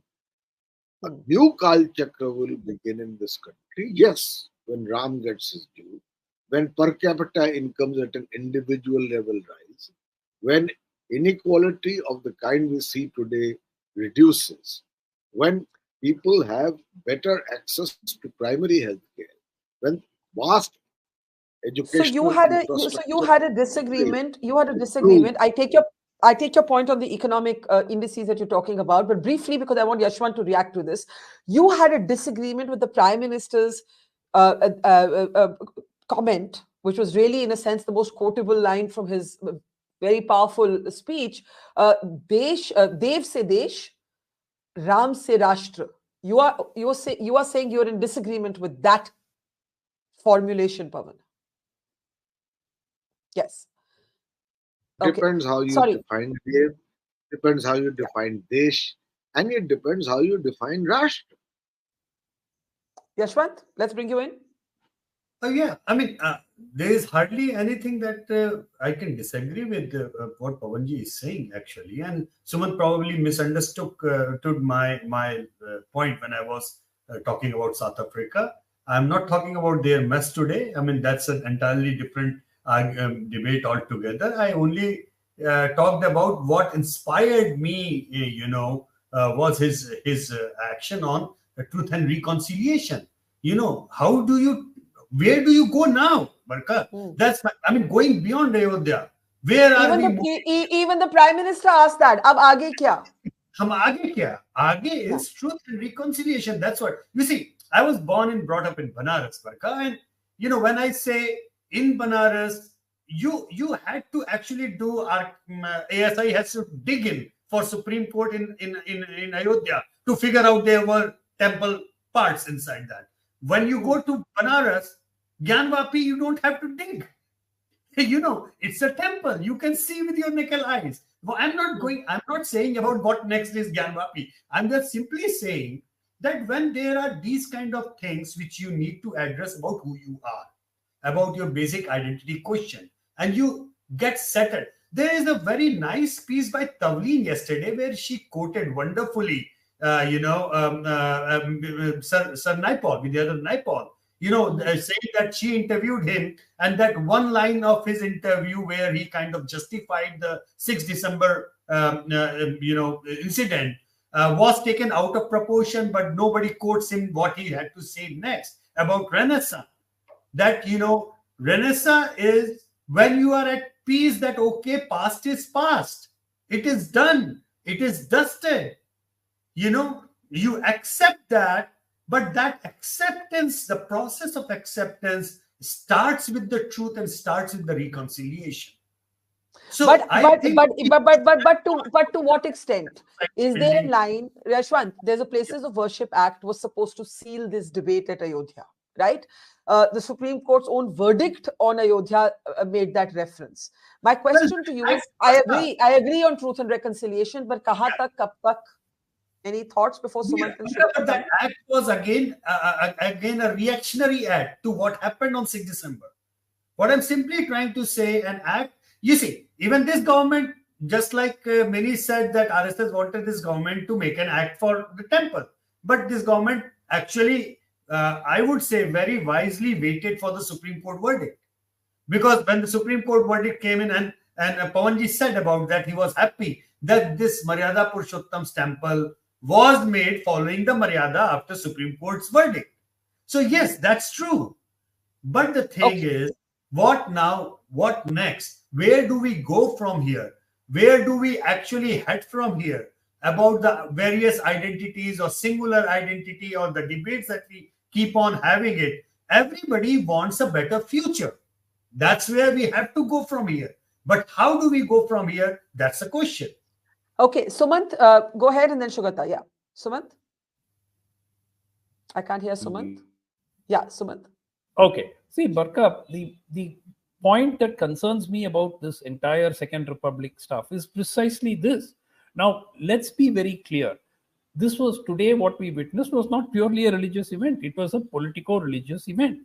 And when we look at it in the larger context, already the question of what next, because the Ram Mandir, beyond the 2024 Lok Sabha elections, is unlikely to have a huge electoral dividend, because that dividend has already been encashed, and perhaps it will be encashed in the 24 Lok Sabha polls. But it's not like, the 29. I can see Pawan smiling and disagreeing, No, actually, and so just let me finish my point. Let me finish my point. Okay, all right. Okay, so we've now got Gyanvapi, we've got Mathura. Then what happens? I mean, do we say that this issue does not, that we go on looking for more and more such issues because the pot has to be kept boiling from a emotional perspective to sort of as part of the so-called new republic or whatever? But my point is, somebody comes up, some of the Sangh Parivar outfit says, I read a report where they said there are 440 temples which need to be reclaimed. Somebody says, no, we will only stop with 3 temples. But where does this stop? And the point is, electorally, once an issue is done and dusted, after Let's that, pick up that point. the gains sort of diminish.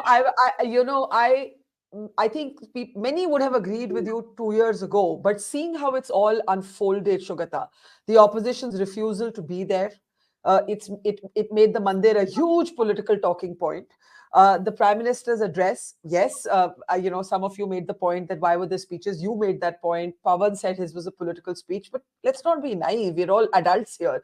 There is going to be politics 4 months before the election. This has been a key political issue of the BJP. You can't suddenly ask them to leave their politics outside the door as they enter the Mandir. Shugata, do you agree with Sumant that this no longer has returns? Or do you think that today has beyond 24?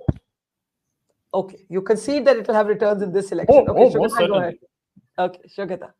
I think they will have dividends. The BJP will reap dividends as a result of this. But one has to wait and see, or Yashwantji has to tell us what will be the percentage. Will they cross 50%? Will there be a 50+1 government, which will give them a certain kind of absolute mandate, which would have crossed the Nehruvian, benchmark and the Rajiv Gandhi benchmark of 48-49%. So that is a thing to be waited for, because even at their best, they've been able to get 37 point whatever percentage now. So the election question apart, Barkha, I think, this new republic thing is being spoken about. For one, I think that this tension between constitutionalism and civilizational thought should exist for India to remain a modern republic. I think if that is lost, I think we have lost our way. And then the other thing is, today the BJP is trying to sort of give you a cultural narrative for the government. I think Hindol was trying to speak about, India has lost out. And I don't agree with him one bit on that. See, India has always had a cultural narrative. But, the tipping thing is whether you make it a religious narrative. So now India should resist from making this a religious narrative. For instance, or for example, now which reading of the Ramayana will you accept as the reading will become a contentious thing. We have already seen that earlier when a certain, I think when this Ramanujan's essay was prescribed in the Delhi University, which was being taught incidentally by Dr. Upinder Singh, Manmohan Singh's daughter, I think it became a contentious thing. So the religious narrative will try to impose the interpretation. A cultural narrative will not do that. It will take the broad values And that's why I said Ram as a moral arbiter rather than a religious arbiter. Yeah. So I think that is very, very important. And of course, a lot of words have been challenged today. The word secular has been challenged. The word cosmopolitan has been challenged. The word Yes. globalization has been challenged. I mean, because you're all looking inwards, but is it an inclusive kind of a thing that you want to build going forward, keeping this happy tension between civilizational arguments and constitutional arguments? I think I think it's a very important question where we go from here. Let's take last comments, Sumant. Just on the impact of the BJP in the south, and Yashwant has some very interesting data that shows you the prime minister being very popular in Telangana and Karnataka, which are states that have been recently taken by the Congress in the assembly elections. Just a quick thought on the south north sort of crutch that the opposition sometimes holds on to. Quickly, last words, and let's start with you. I think Barkha, there will certainly be an impact of the Ram Mandir in Karnataka. Coastal Karnataka, anyway, the BJP stronghold, they will probably sweep it, and other parts of Karnataka, Yashwant can elaborate. Telangana, certainly to some extent. Tamil Nadu, I see them gaining vote share. There is no doubt, and the DMK is doing its best to ensure that the BJP will gain its vote share a little bit. So I think that the BJP will gain vote share in Tamil Nadu. I don't think they have the critical mass to start winning big time in Tamil Nadu.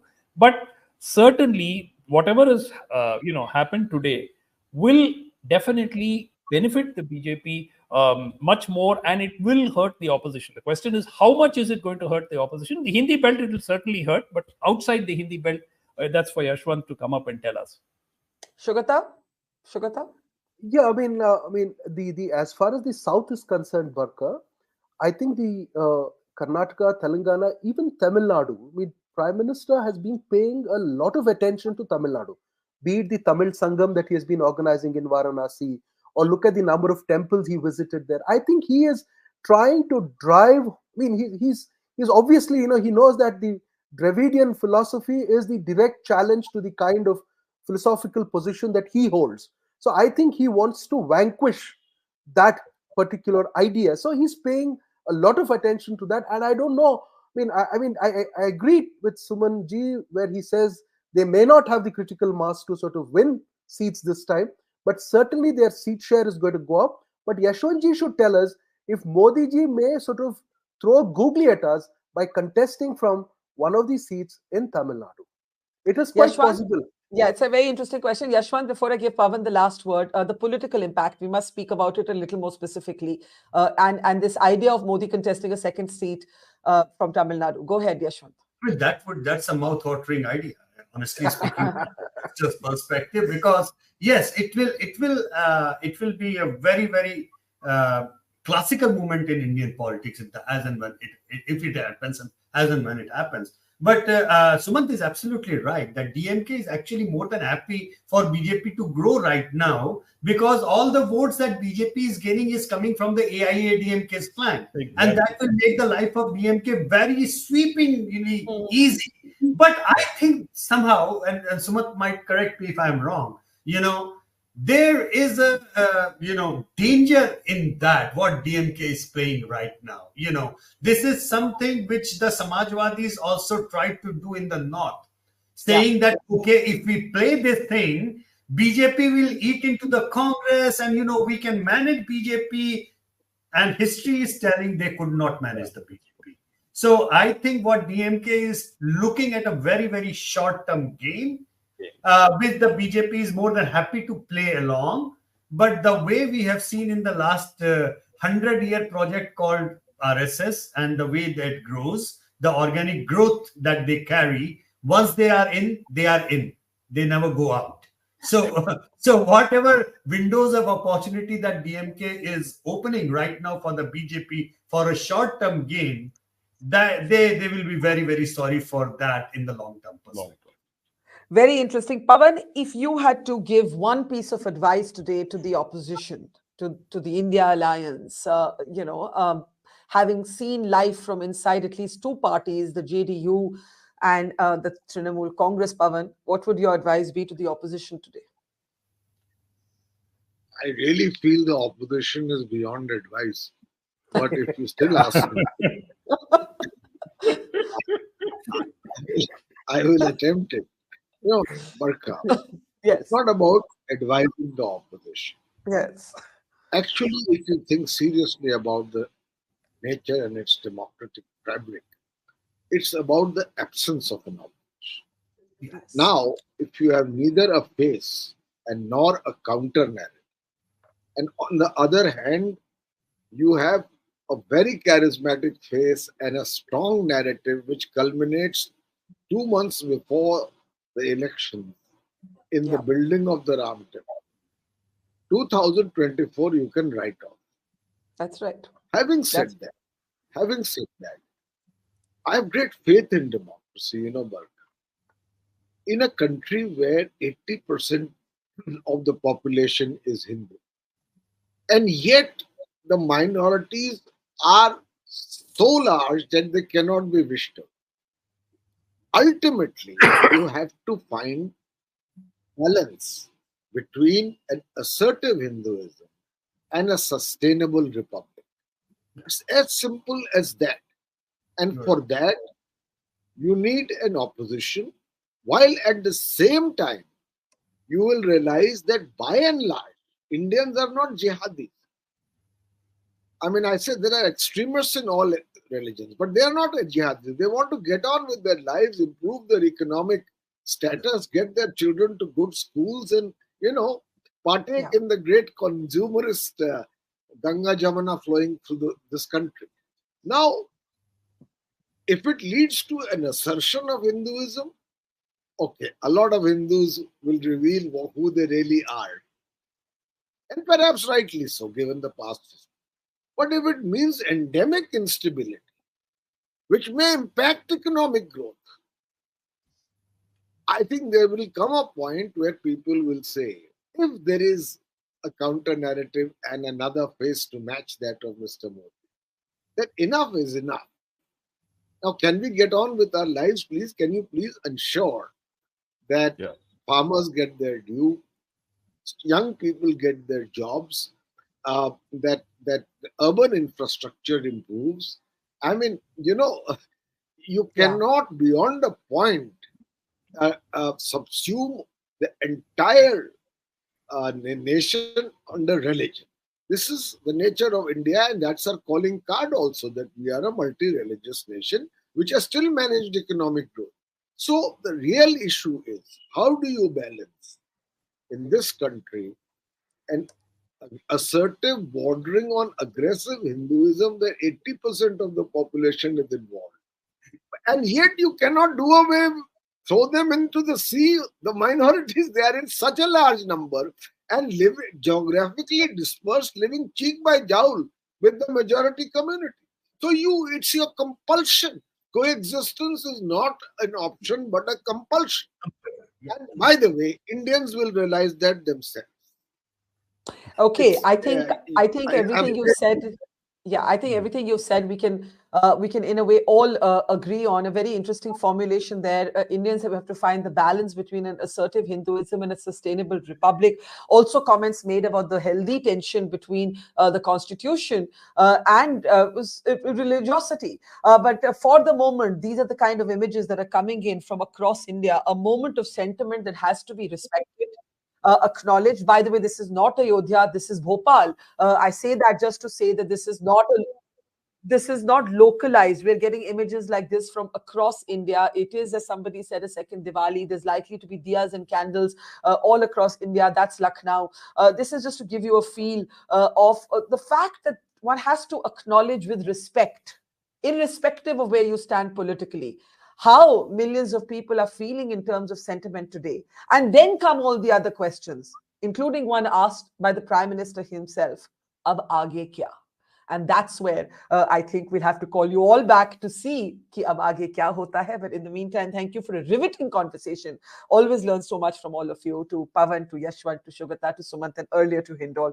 Thank you so much for joining us. And by the way, one of the big talking points of this conversation has been the Dev Se Desh and the Ram Se Rashtra comment by the Prime Minister. If you missed it, let's end the program by leaving you with these words of Prime Minister Modi at the Ram Mandir. और इसलिए जब राम की प्रतिष्ठा होती है तो उसका प्रभाव वर्षों या शताब्दियों तक ही नहीं होता, उसका प्रभाव हजारों वर्षों के लिए होता है। महर्षि वाल्मीकि ने कहा है, राज्यम 10 सहस्त्राणि प्राप्य वर्षाणि राघव, अर्थात राम 10,000 वर्षों के लिए राज्य पर प्रतिष्ठित हुए, यानी हजारों वर्षों के लिए राम राज्य स्थापित हुआ। जब त्रेता में राम आए थे तब हजारों वर्षों के लिए राम राज्य की स्थापना हुई। हजारों वर्षों तक राम विश्व पथ प्रदर्शन करते रहे थे। और इसलिए मेरे प्यारे देशवासियों, आज अयोध्या भूमि हम सभी से, प्रत्येक राम भक्त से, प्रत्येक भारतीय से कुछ सवाल कर रही है। श्री राम का भव्य मंदिर तो बन गया, अब आगे क्या? सदियों का इंतजार तो खत्म हो गया, अब आगे क्या? आज के इस अवसर पर जो दैवीय आत्माएं हमें आशीर्वाद देने के लिए उपस्थित हुई हैं, हमें देख रही हैं, उन्हें क्या हम ऐसे ही विदा करेंगे? नहीं, कदापि नहीं। आज मैं पूरे पवित्र मन से महसूस कर रहा हूं कि काल चक्र बदल रहा है। ये सुखद संयोग है कि हमारी पीढ़ी को एक कालजयी पथ के शिल्पकार के रूप में चुना गया है। 1000 वर्ष बाद की पीढ़ी राष्ट्र निर्माण के हमारे आज के कार्यों को याद करेगी। इसलिए मैं कहता हूं, यही समय है, सही समय है। हमें आज से, इस पवित्र समय से अगले 1000 साल के भारत की नींव रखनी है। मंदिर निर्माण से आगे बढ़कर अब हमें सभी देशवासी यहीं इस पल से समर्थ, सक्षम, भव्य, दिव्य भारत के निर्माण की सौगंध लेते हैं। राम के विचार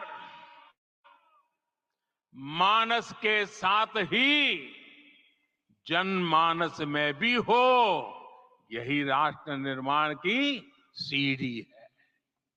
साथियों, आज के युग की मांग है कि हमें अपने अंतःकरण को विस्तार देना होगा, हमारी चेतना का विस्तार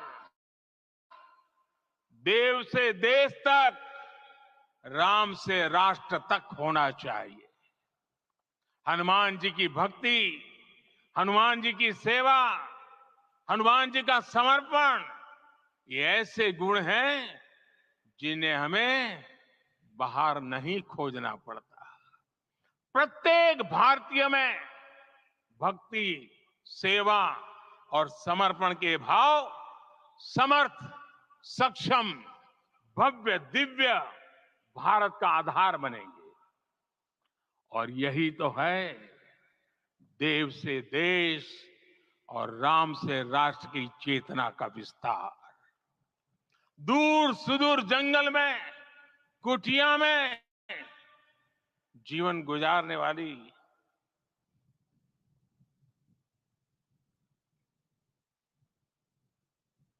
मेरी आदिवासी मां शबरी का ध्यान आते ही अप्रतिम विश्वास जागृत होता है। मां शबरी तो कब से कहती थी, राम आएंगे।